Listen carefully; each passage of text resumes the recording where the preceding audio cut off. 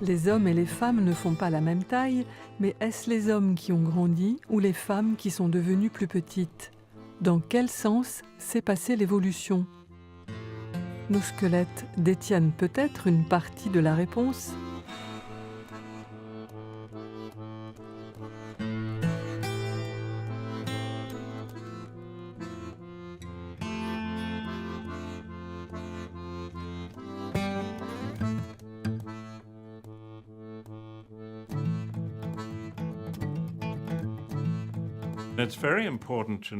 C'est très important de comprendre l'origine du dimorphisme. Est-ce que la sélection agit sur l'homme pour le rendre plus grand ou sur la femme pour la rendre plus petite? Et nous avons en fait un moyen de chercher une réponse. Le cerveau se développe très tôt dans l'enfance. À 6 ans, notre cerveau a déjà sa taille adulte. Donc, si la taille des femmes a diminué, les femmes auront un cerveau plus gros que ce qui serait attendu. À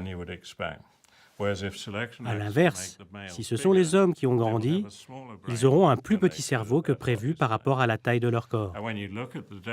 Or, les données nous indiquent que dans la plupart des cas, les femmes ont proportionnellement un crâne plus gros que celui des hommes. À mon avis, cela permet d'affirmer que, au moins dans certains cas, la sélection a agi sur les femmes pour les rendre plus petites. Ce sont les femmes qui sont devenues plus petites.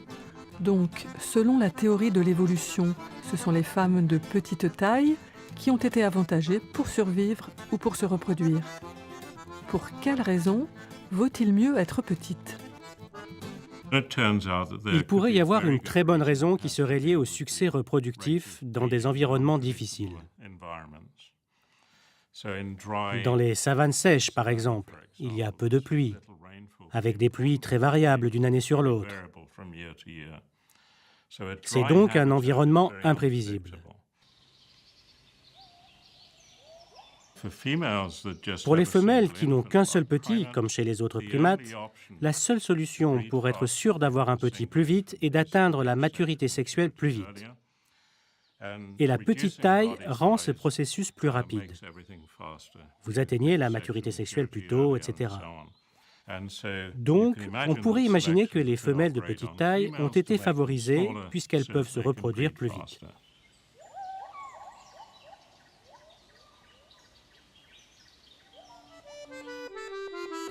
Ce qui est valable pour nos proches cousins ne l'est peut-être pas pour nous. Nous sommes bipèdes et nous n'avons pas le même squelette.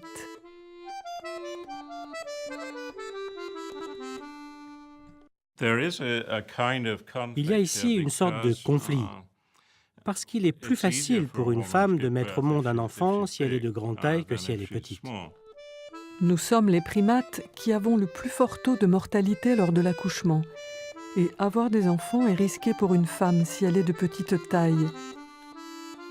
La femme est devenue petite alors qu'elle a intérêt à être grande. Qu'est-ce qui peut expliquer cette contradiction? Qu'est-ce qui aurait pu l'empêcher de grandir?